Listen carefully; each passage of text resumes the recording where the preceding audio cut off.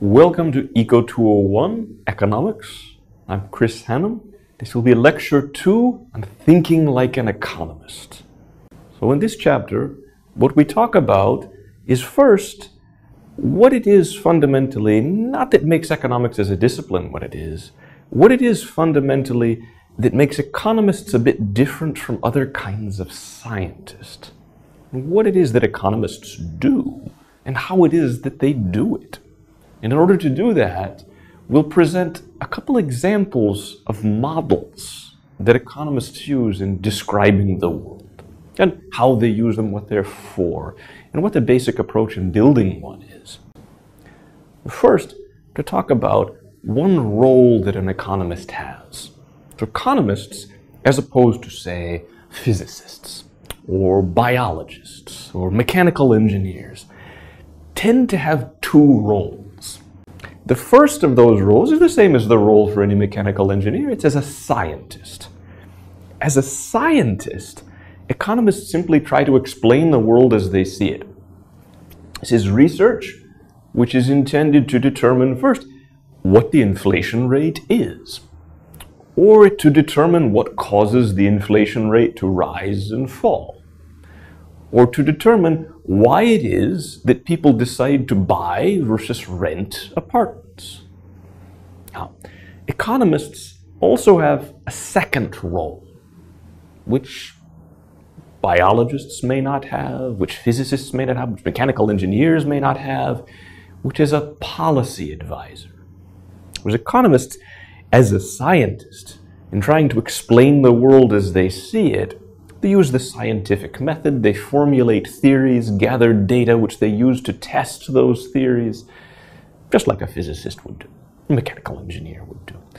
An economist, as a policy advisor, takes the insights that they've gathered from their research as an attempt to explain the world, or the theorizing and the testing of the theories to try to explain the world, and tries to give advice to governments on how they could make the world better. Now, a physicist can do research into the prevalence of dark energy in the early universe, but a physicist is rarely going to be able to give meaningful advice to a government for policy regarding dark energy in the early universe. For the economist, most research that they might do, while specifically tailored to try to explain the world as they see it, leads naturally to an attempt to explain not just how the world works, but how the world can be improved. Next, to talk a bit about how it is that economists as scientists, who are trying to explain the world as they see it using the scientific method, operate. What economists try to do as scientists is to build models which are simplified versions of a very complex system. Fundamentally, all economic research that is about the economy, or is about society, or is about human behavior, is about an extraordinarily complex system. But because that system is so complex, economic theorizing and economic research really just tries to focus on one narrow area or one narrow facet of that big complex system. So what economists do in constructing these models is to make simplifying assumptions about the way certain types of behavior work, the way certain types of people work, the way decisions are made, the available options to people in making certain kinds of decisions, to construct a model of how they will interact, to construct a model of how a market will function, to construct a model of how an economy or society will function, to construct a model of how an individual decision takes place regarding time or regarding spending, which includes all of the most relevant features, but simplifies away any features which aren't strictly necessary. Now, as an example, economists built a variety of models to try to explain patterns of international trade. Why it is that Turkey trades with Germany, or that Turkey exports certain products to Germany and imports certain products from Germany.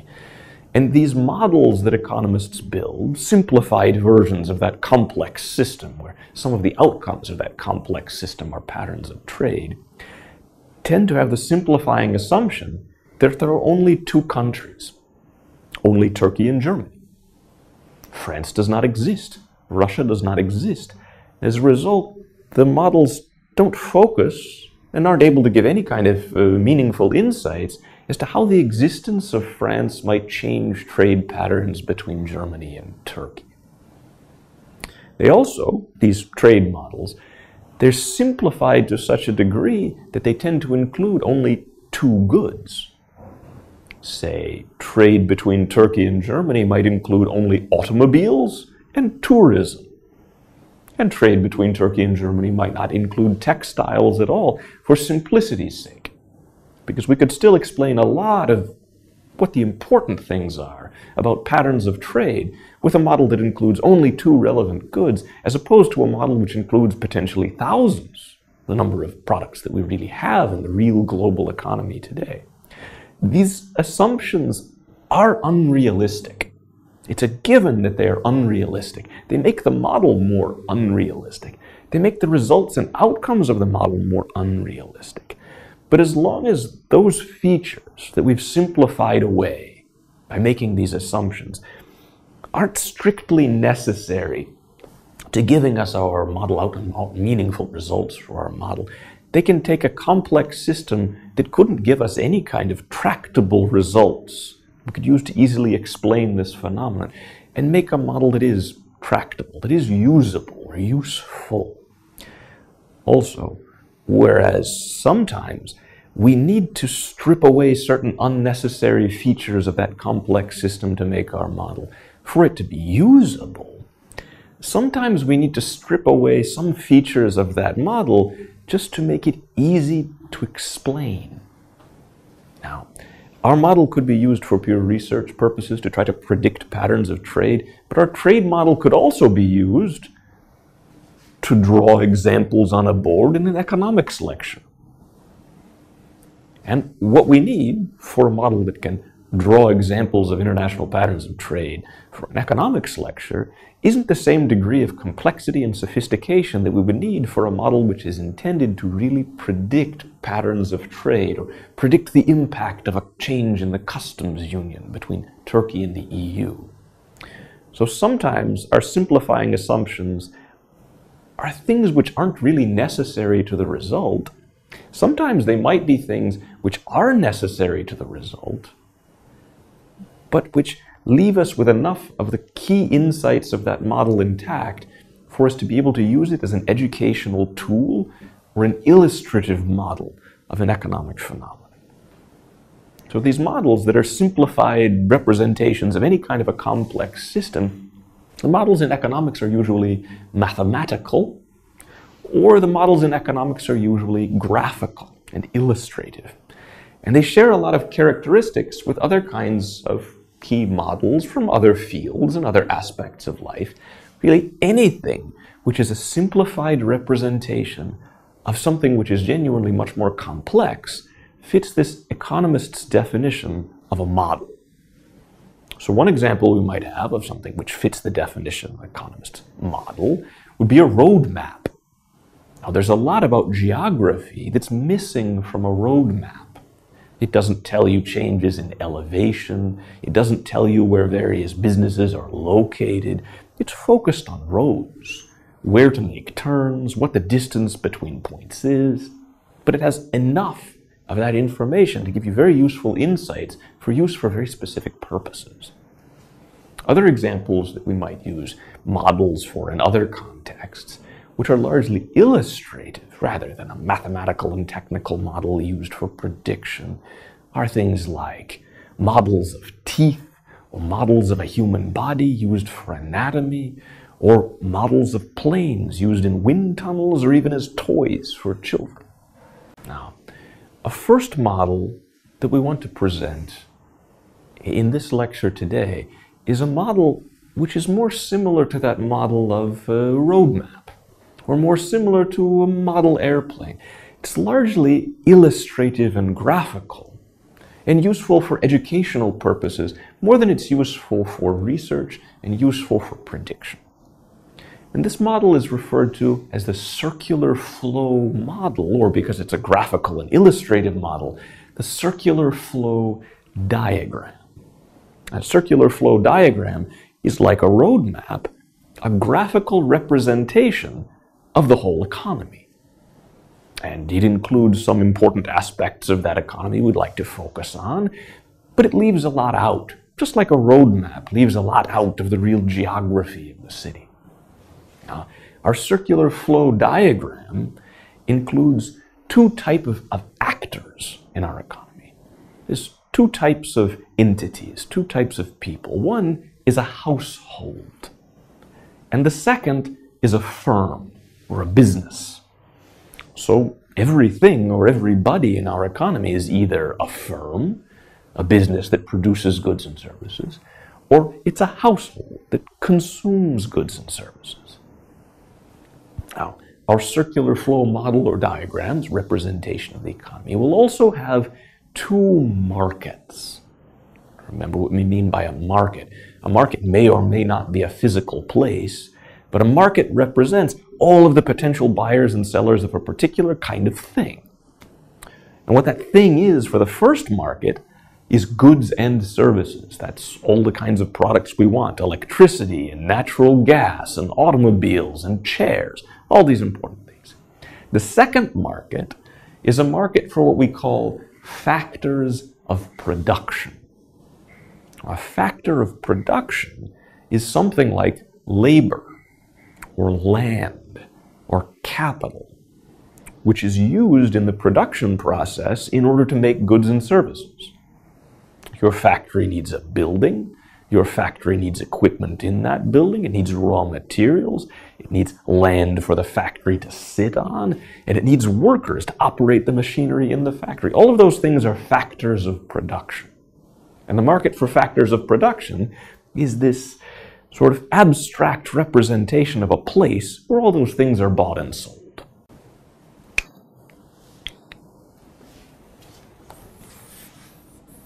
The left-hand side of our circular flow diagram, here we have firms.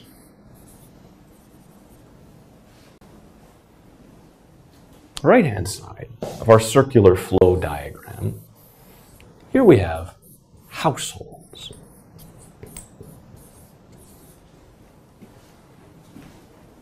Down here, we have a market for factors of production.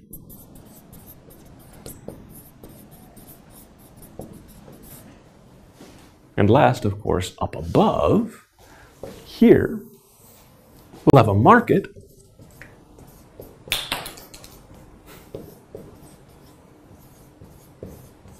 for goods and services.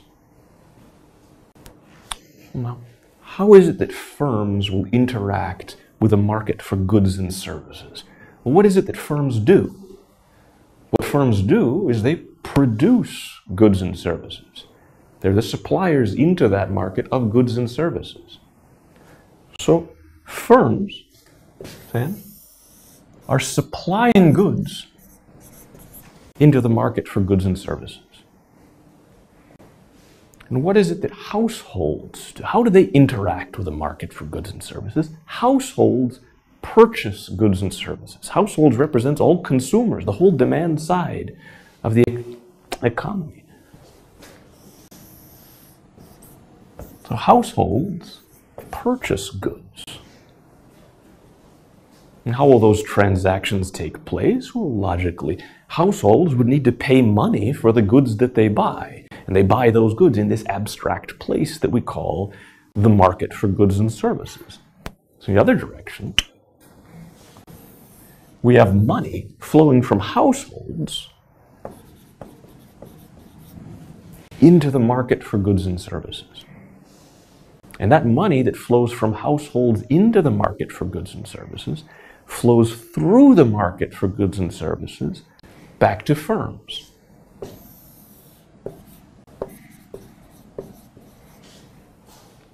For households, this money going from households through the market for goods and services to firms, this is spending, the term we use for it. And for firms, this money is revenue. Now that's half of our economy, at least half of our circular flow diagram simplified representation of the economy. Next, how is it that households interact with a market for factors of production? Well, factors of production are things like land, labor, and capital, and households are assumed to own all these things. So if a business uses a factory which sits on a piece of land and uses machinery in the factory and hires workers in the factory, the workers are owned by households. That is to say, they are the people in the households. The people in the households own the land that the factory sits on. The people in the households own the machinery that the factory rents out in order to produce goods and services. They own the building itself that the factory uses in order to produce goods and services.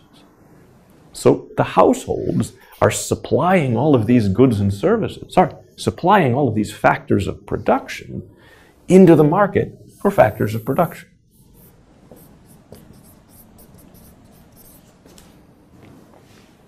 Now, in the market for factors of production, they're presenting labor for rent.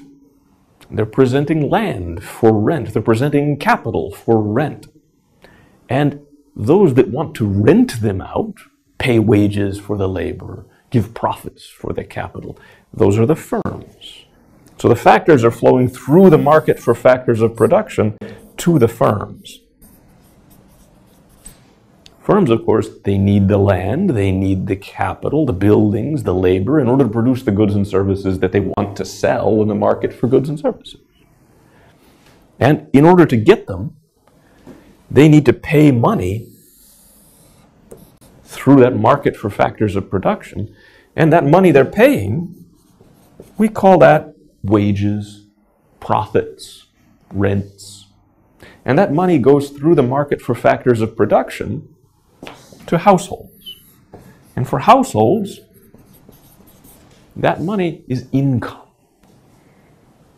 And the money that households receive as income in the market for factors of production, that's the money that households can then use to pay for goods in the market for goods and services. And the money that businesses receive for the goods and services that they sell in the market for goods and services, that becomes the money that the firms can use to rent factors of production.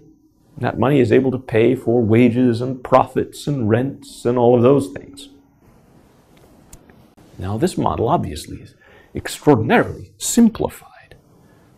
It is missing many key features of a real complex economy. You could see some of them for yourself intuitively. It's, of course, missing government. There's no government entity here in this model that takes tax money out or rents factors of production, pays for goods and services on its own. There's no interaction with foreign countries, where foreign countries might also supply goods into the market for goods and services, or buy goods from the market for goods and services. These things are missing because it's a simplified model, just like a roadmap is a simplified model, or an anatomy model is a simplified model. But it can give us some key insights about how it is that different types of actors in our economy interact, and what the fundamental determinants are of some key outcomes in our economy. So first, one of the key insights we can get from this model and this model alone is what the fundamental limit is on how big the economy can be. So note, what we show here is goods and services and factors of production and money spinning around, spinning around and spinning around. How much will it spin? Well, the money in our economy just goes around and around and around and around and around. There's no limit on how often the money can change hands. So the money is not a fundamental limit on how large our economy can be. The goods and services also. Here the firms are producing them. They're not fundamentally constrained in how much goods and services we can have. The fundamental constraint on how much activity there can be in this economy, spinning around and around and around and around and around, is how much factor of production our households have. Our households have a fixed amount of labor. They have a fixed amount of land, fixed amount of capital, buildings, machinery, and all of these things. And once they've supplied that land and labor and capital into the market for factors of production, that land and labor and capital is used up until the next period, the next month, next year, however we're defining it. They don't have any more to supply into that market for factors of production. And if they don't have any more to supply into the market for factors of production, then the firms in our economy aren't going to be able to produce any more goods and services. So the fundamental limit on how much our economy can spin around, how many times that money can change hands, how big our economy can be said to be, isn't the amount of money. The fundamental limit is the amount of factors of production that we have, the productive capacity of our economy. Now, the second of the two models we present in this lecture is taken directly from this idea we take from the end of the discussion of the circular flow. In how big can the economy be? What is the fundamental limit on how much money can spin around? And this model is referred to as the production possibilities frontier, or short, just PPF. Production possibilities frontier model talks about the frontier, or the maximum, or the limit of the possibility of production in our economy. What it is that determines how much of different goods we're able to produce. And based on our model that shows how much of different goods we're able to produce, what other conclusions can we draw about how an economy will work and how an economy will operate? Now, as in a case of the circular flow diagram, our production possibilities frontier model, although it's a slightly more complex and technical, mathematical model, is still highly simplified. Like those models of international trade, we make some big assumptions just so it's easier for us to draw conclusions we can easily explain for educational purposes. So our production possibilities frontier will assume that our country just has two goods, just two products, that's it. That's all our economy produces. In this case, it's just going to be computers and wheat. And that will symbolize wheat, on one hand, food, all kinds of agricultural products. And computers would symbolize everything else, everything that isn't food. And we assume we're just looking at one country. That one country just produces computers and wheat. And computers and wheat are produced using just one factor of production. That factor of production is just going to be labor. And we also assume that labor has a certain defined productivity for producing computers or producing wheat. And a certain defined productivity, we assume, doesn't change. It doesn't change over time. It doesn't change depending on how much of those goods we produce. Now, this is a simplifying assumption. It's not to say that real labor productivities would be constant. They wouldn't change over time, or they wouldn't change depending on how much of the good we produced. A more realistic model would also certainly involve productivities that vary over time, productivities that vary as we move more labor into production of a particular good. Now, we'll also assume that that one factor of production that we have is available in a fixed quantity. So it doesn't change over time. It doesn't change depending on the wage. It doesn't change depending on some economic fluctuations. We'll assume that we always have, for this example, 50,000 hours of labor. And that 50,000 hours of labor should always be used. So in our model, our very simplified explanatory model of the PPF, we'll assume that our economy with 50,000 labor hours, no more and no less, has productivity as such that it takes 100 labor hours to produce one computer. And it takes 10 labor hours in order to produce 1 ton of wheat. Now, no matter how much labor we allocate to computer production, that productivity wouldn't change. No matter how much labor we allocate to wheat production, that productivity wouldn't change, as a simplifying assumption. So if we allocate all 50,000 labor hours to computer manufacturing, we're making the decision to allocate 0 labor hours to wheat production. Since we have only 50,000 labor hours overall, we can allocate it to one or the other, but not both. That 50,000 labor hours would enable us to produce 500 computers. But by producing 500 computers, we allocate all of the labor we have to computer production. We have none left over for wheat production, so our wheat production is 0.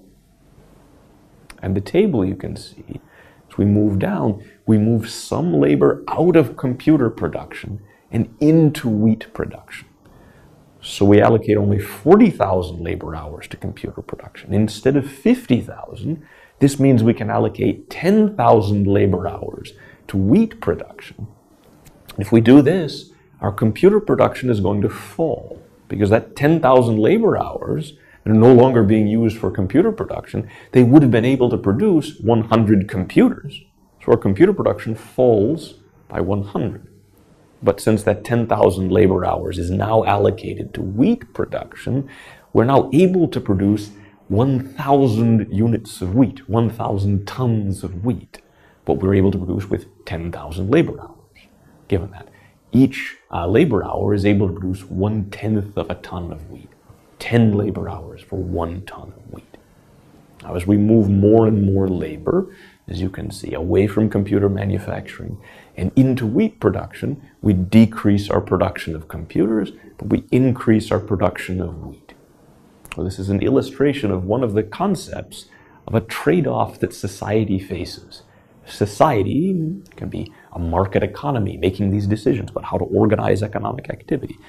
Society faces a trade-off. In order to produce more wheat, society has to produce fewer computers.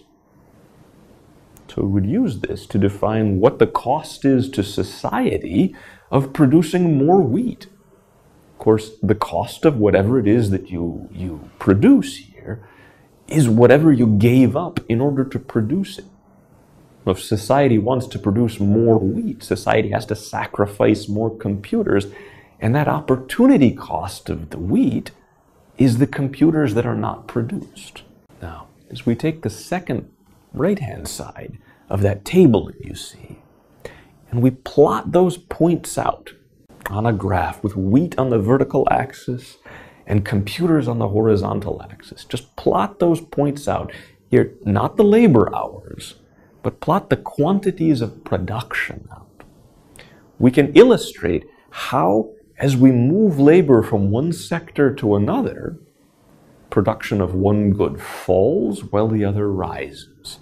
Now this line, which assumes that 50,000 labor hours are always allocated to something, this line is our production possibilities frontier.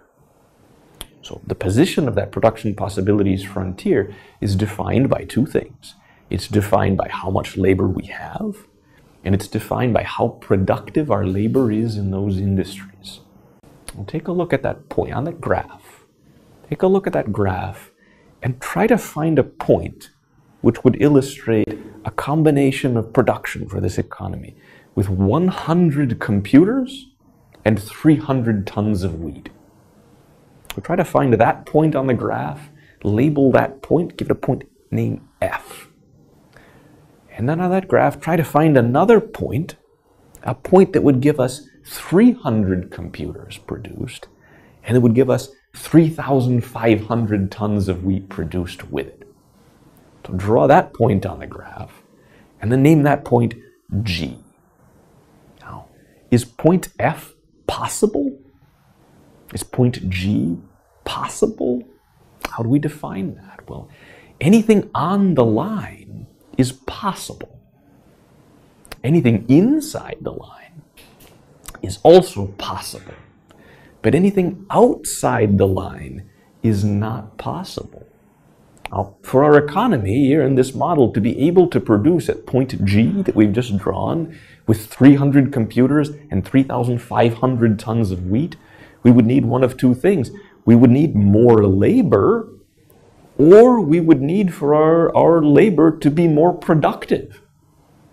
Otherwise, we simply can't produce that combination of wheat and computers. for us to produce 300 computers, we don't have enough labor left over to produce 3,500 tons of wheat. We only have enough to produce 2,000 tons of wheat. In order for us to be able to produce that bundle, it would require 65,000 labor hours, not 50,000 labor hours.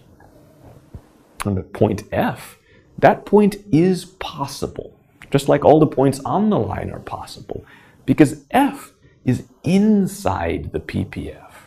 It's not on the line, it's inside the line, closer to the origin. Now, we should be able to produce that combination of 100 computers and 3,000 tons of wheat, even if we don't use all of the 50,000 labor hours that we have available. We should be able to produce that quantity, if we're producing efficiently, with only 40,000 labor hours. So that combination, that would likely be indicative of labor which is either not used, unemployed people, or labor which is used inefficiently, as people who have jobs but don't really do much of anything at them. So our economy isn't getting the most productive capability it possibly could from those workers. So that point G, that point is impossible. Point F is inefficient. Inefficiency in this context means that we're not producing as much as we could possibly produce. All of those other points on the line, the point A, it's drawn B, C, D, E, all those points are on the line. They're all possible, and they're all efficient, because they represent the limits of what's possible if we're using all of the labor that we have, and we're using it all efficiently. This model is also used to explain and describe a concept of opportunity cost at the level of society. As I mentioned, the opportunity cost of anything is what you have to give up in order to get it, or to have it, or to make it, or to do it. And here, the opportunity cost of wheat would be measured in computers not produced. Or the opportunity cost of computers would be measured in wheat not produced. As we move along that line, along the PPF, we produce more computers, but less wheat. As we produce one more computer, we have to allocate 100 labor hours to production of computers. It's moving that 100 labor hours away from wheat production and into computer production. So that's 100 hours less available for wheat. And since 10 labor hours can produce 1 ton of wheat, 100 labor hours could produce 10 tons of wheat. And producing one computer forces us to sacrifice 10 tons of wheat. So what's the opportunity cost? The opportunity cost of one computer is 10 tons of wheat. And the opportunity cost of 1 ton of wheat is just the inverse of that. The opportunity cost of 1 ton of wheat is however many computers we could have produced using 10 labor hours. 10 labor hours are able to produce 1/10 of a computer. So the opportunity cost of a ton of wheat, 1/10 of a computer.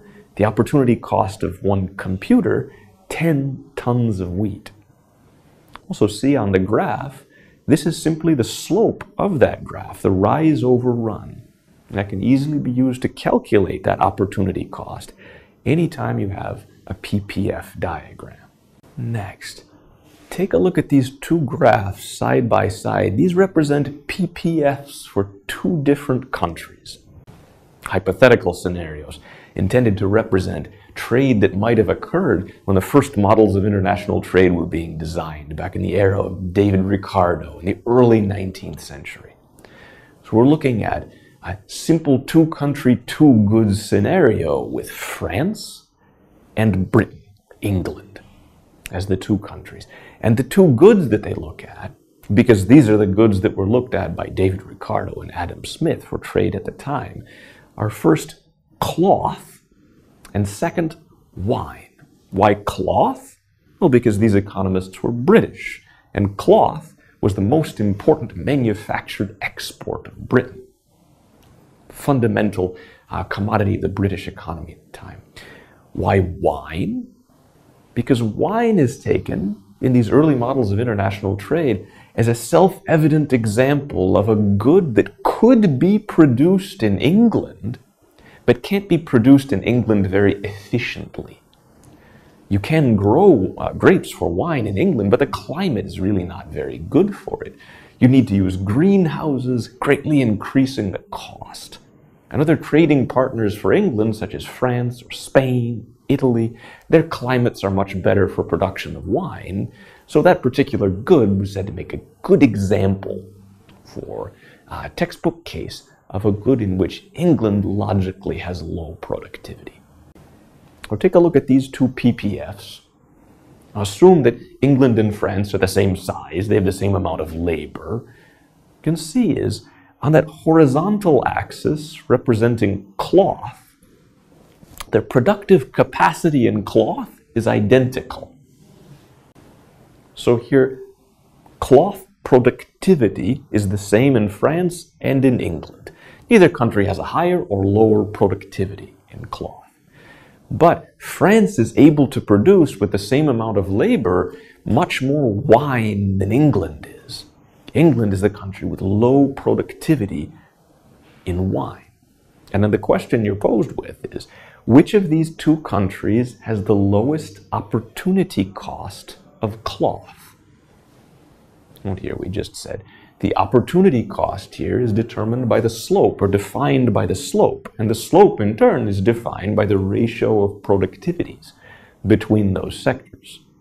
Now here, France, because French productivity in wine is high, has to sacrifice a lot of wine in order to produce more cloth. That's why the PPF here for France is steep. Now, England, on the other hand, because wine productivity is very low, doesn't have to sacrifice very much wine in order to produce more cloth. So their opportunity cost of cloth is low. That's why there's the slope of their production possibilities frontier is more flat, not as steep as it is in France. You'll note here, England here has a lower opportunity cost of cloth, but not because cloth productivity is high. They have a lower opportunity cost of cloth because they don't have to sacrifice very much in order to produce cloth, because they don't really have any other alternative possibility to use that labor for. There's some other key insights we can draw from the PPF model, or things we can use the PPF model to explain. I already said that points outside the PPF, they are impossible. That is, the production possibilities frontier shows the limits of the production of the economy. But because that point outside the production possibilities frontier is impossible now, that doesn't necessarily mean that point is impossible forever. Now, what would need to change for that point which is now impossible to become possible is that we would need either more labor or we would need to have higher productivity. Either a larger amount of labor or higher productivity would shift that production possibilities frontier out and give us the ability to produce combinations of goods our economy couldn't have produced before. It's referred to as economic growth. Economic growth in the PPF model is simply shifting the PPF line out and to the right to illustrate an increase in production possibilities. We've also made a big assumption in our PPF model, as I mentioned, a big assumption that the productivities in wheat production, in computer production, are constant. Labor productivity never changes. It doesn't change as we move labor from one sector to another. And that's not really very realistic. And the reason that our PPF is a straight line, and the reason that our opportunity cost as a result is constant, because our opportunity cost, again, is a ratio of these labor productivities in our model. The reason our opportunity cost is constant, the reason our slope is constant, the reason our PPF is a straight line is because we've assumed that adding more labor into a sector doesn't change labor productivity in that sector. If it does, and in a real economy, it almost certainly will, the shape of our production possibilities frontier won't be a straight line, it will be a bowed out line, as you can see illustrated on the slide. That bowed out line goes along with labor productivity which decreases as we add more labor to the same sector. And there can be several reasons for that. Suppose we were looking at this model with just computers and wheat production, and as we add more labor into the wheat production side of our economy, we say that the labor productivity in that sector falls. Why might it fall? It might fall because some of the people in our economy know how to grow wheat, and some of them don't. So some of them are just better at it. They have the right education, they have the right skills, and their productivity in that sector is high. But if we add more and more and more and more and more people into wheat production, taking more and more and more and more and more people out of computer production, we're not adding just the best farmers into wheat production. We're adding more people who know very little about farming into wheat production. And we're taking people out of computer production who know a lot about computer production. We're very skilled at that. And causing labor productivity in computer manufacturing to rise as only the best people for that industry are left. The more people we take out, relatively speaking, the more skilled those people are in computer manufacturing. It gives us this bowed out shape for our PPF, and it gives us an opportunity cost which is also not constant as we move along the PPF. So if we start at the vertical axis producing nothing but wheat, and start to produce more and more and more and more and more and more and more computers as we move out and along the production possibilities frontier, the opportunity cost of computers starts out very low. Because the first few people we move out of wheat production, these are computer engineers who know a lot about making computers but know very little about farming. That's the reason for our flat PPF up there at the top. But the more we produce, more computers we produce, the more labor we move from wheat production to computer production, the steeper our PPF becomes and the higher the opportunity cost of those additional computers becomes.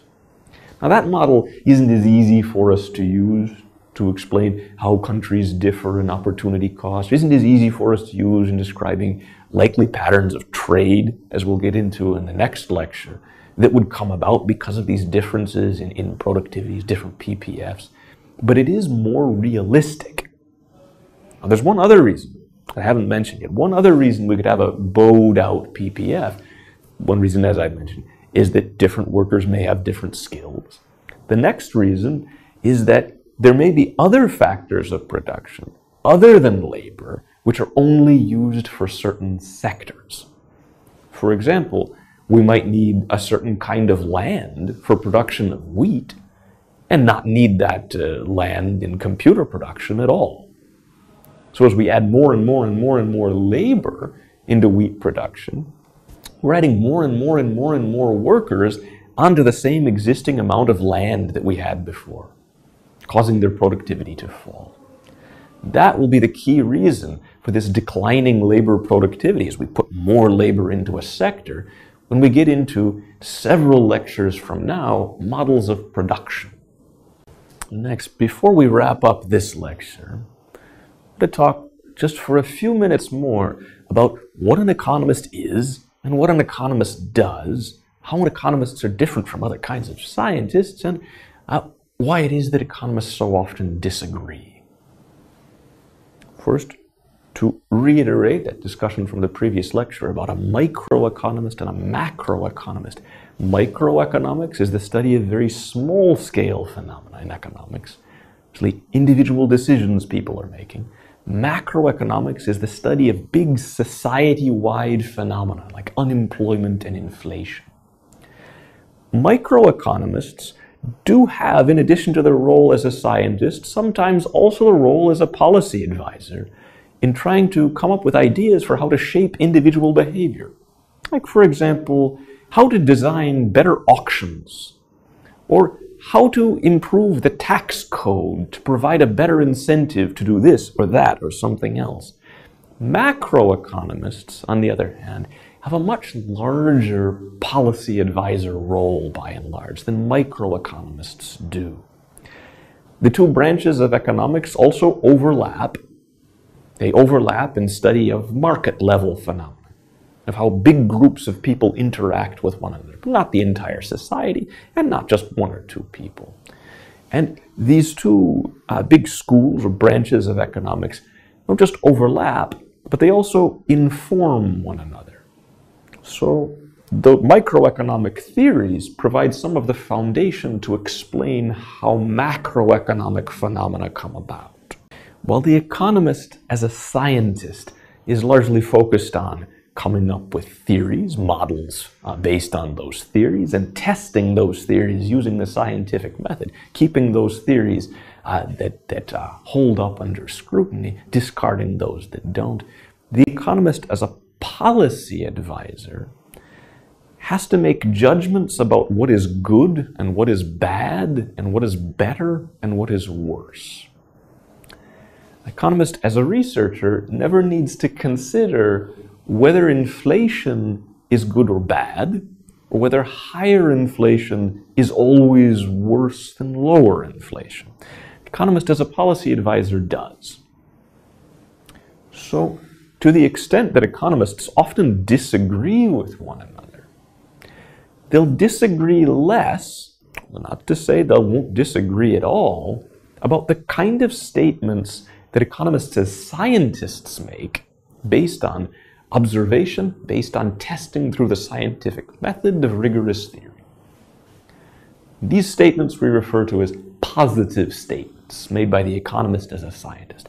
A positive statement is a statement about what the economist believes to be, the way the world is. And economists are less likely to disagree about those positive statements. The economist as a policy advisor has to make normative statements. A normative statement isn't a statement about the way the world is, it's a statement about how the economist believes the world should be, what kind of policy the government should pursue, whether a particular policy will make things better or will make things worse, whether higher inflation is worse or higher inflation is better. These normative statements economists may disagree about, even if they agree completely about the fundamental theory about which those normative statements are based, because they have different values, make different judgments about what is good and what is bad in society. As an example, an economist making a normative statement may advise that tax rates on corporations should be lower. Now, that requires not just an understanding of what the economist believes will happen if that takes place, but also whether whatever it is that happens is good or bad. And economists might agree about what will happen, but disagree about whether it's good or bad, or desirable or undesirable. Positive statements, of course, that economists make based on the scientific method. Positive statements are subject to testing, the scientific method. They can be refuted. Now, a normative statement you can disagree with, but you can't really refute it because it's a value judgment. Now, for a few examples of what we mean when we say a statement is positive or normative, the kinds of statements you might see on a midterm exam. Now, first example, the statement, prices rise when the government increases the quantity of money. Now, that's very similar to the principle we said, principle 9. Would that be a positive statement or a normative statement? Well, because it makes no judgment about whether it's good or bad when prices rise, and it makes no statement about whether the government should print more money or should not print more money. This is a positive statement. So this is the outcome of theory and empirical research. Simply a statement of fact as far as economists are concerned, and hence one of our 10 principles. Now, second, the statement, the government should print less money. This one is not a positive statement. It's not a statement of fact. It's a normative statement, a statement about what the economist believes should be. Requires a value judgment. but comes directly from that positive statement in part A. If the government should print less money, this comes about because the economist believes that if the government prints less money, there will be less inflation, and also because that economist makes the value judgment that inflation is bad, or that more inflation is bad. Therefore, the government should not do things that cause inflation. Now, this statement can't be refuted, even though the first statement can, because the statement, the government should print less money, is critically dependent on how you feel about inflation, whether you consider it to be good or bad, and why. Our next statement, a tax cut is needed to stimulate the economy. Is this one positive or normative? A tax cut, if it does stimulate the economy, might be good or might be bad, depending on whether the economy needs to be stimulated or not. This requires a critical value judgment from this economist about whether they believe that the economy needs to be stimulated, whether it's a good thing for the economy to be stimulated as opposed to a bad thing for the economy to be stimulated. This, again, is a normative rather than a positive statement. Not just that a tax cut would stimulate the economy, but that because it's a good thing to stimulate the economy, we should do it. It's needed. Well, the last, an increase in the price of burritos. For those who don't know what a burrito is a wrap in a Mexican style, very much like a durum filled with beans and rice, will cause an increase in consumer demand for music downloads. Is that a positive statement, or is that a normative statement? Remember, positive statements are intended to be statements of fact about the way things are, the way the world works, based on observation and research. Normative statements are statements about what should be, based on value judgments about what's good and bad. This doesn't really include any judgments about what's good and what's bad. It doesn't say that it's good if demand for music downloads increases, or it's bad if demand for music downloads increases. Therefore, this is a positive statement. It may, however, be a false positive statement. There may, in fact, be no correlation between the price of burritos and the demand for music downloads. But since positive statements are refutable, future economic research, gathering more data about these particular phenomena, could disprove, could refute this statement. Next, why it is that economists disagree, and they disagree a lot. Even about things we consider to be fundamental principles of economics, you will find some economists with contrarian views. First, economists do sometimes disagree about fundamental theory and about how to test fundamental theory that provides positive statements about the way the economy, the way the world works. But since economists also have important roles as policy advisors, economists make different value judgments about what is good and what is bad. About, for example, whether our economy should have more fairness or should have more efficiency or less fairness. Economists aren't going to agree about that any more than other people around the economy are going to agree about that. And as a result, most normative statements that economists might make, they will be unlikely to agree on. But this is not universally true. Here, before we wrap up, I'm going to present a short list from a survey conducted of professional economists. This is both academic economists, private sector economists, public sector economists, government economists, asking them about a variety of economic propositions and whether they agree or disagree with that particular statement. And the first statement, a ceiling on rents reduces the quantity and quality of housing available. Now, in a couple of lectures, we'll talk in detail about the model that this particular conclusion is drawn from. 93% of economists, not 100%, But 93% of economists agree with that particular positive statement. Next, tariffs and import quotas reduce economic welfare. And we'll talk a little bit more about this particular idea and the models from which it's derived in the next lecture. 93% of economists agree with that statement.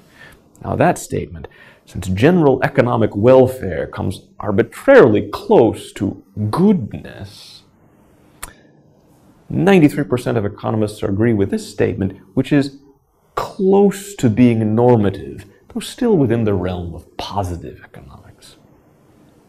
Next, 90% of economists agree with a statement that the United States should not restrict employers from outsourcing work to foreign countries. Note that should. This is a definite normative statement.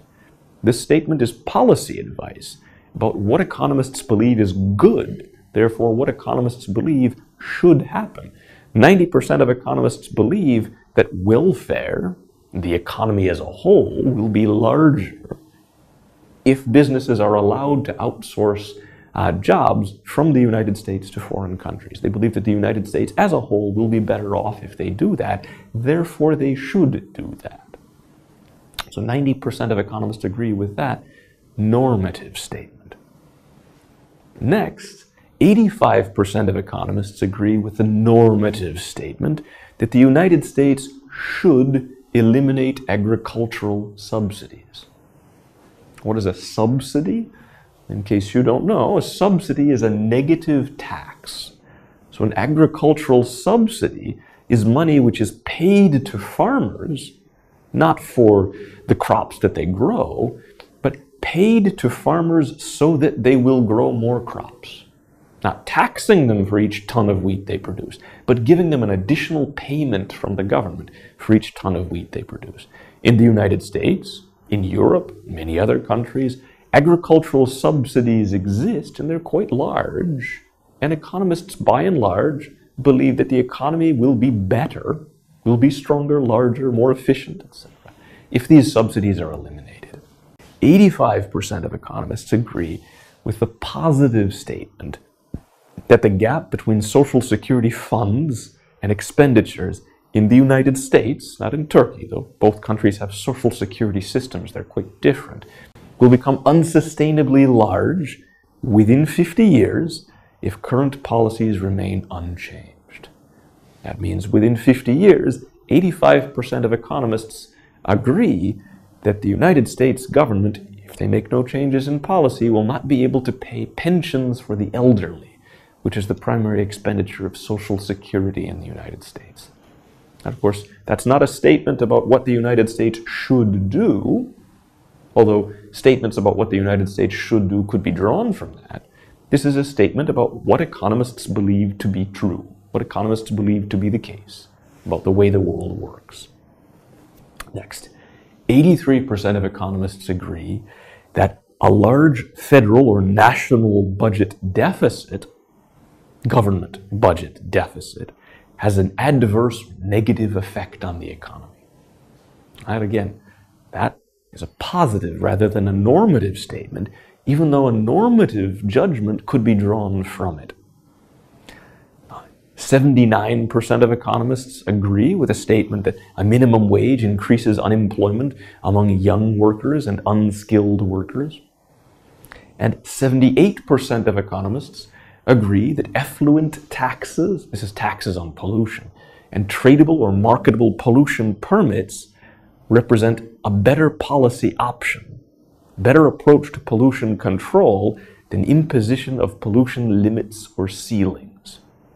Now, both the analysis of the effects of the minimum wage is something we'll analyze several lectures from now, as is the impact of effluent taxes and tradable emissions permits rather than these pollution ceilings. These all represent fairly common and universal beliefs in the economics field, but you'll note that 22% of economists disagree with the statement that these tradable effluent permits, emissions permits, these emissions taxes are a better type of environmental policy than are pollution ceilings. 21% disagree with the contention that unemployment among young and unskilled workers rises with a minimum wage, although 79% and 78% respectively agree. These are still among the least controversial statements that we can make in economics. Join me for the next lecture, where we'll talk a little bit specifically about how the production possibilities frontier model can be applied when analyzing patterns of international trade.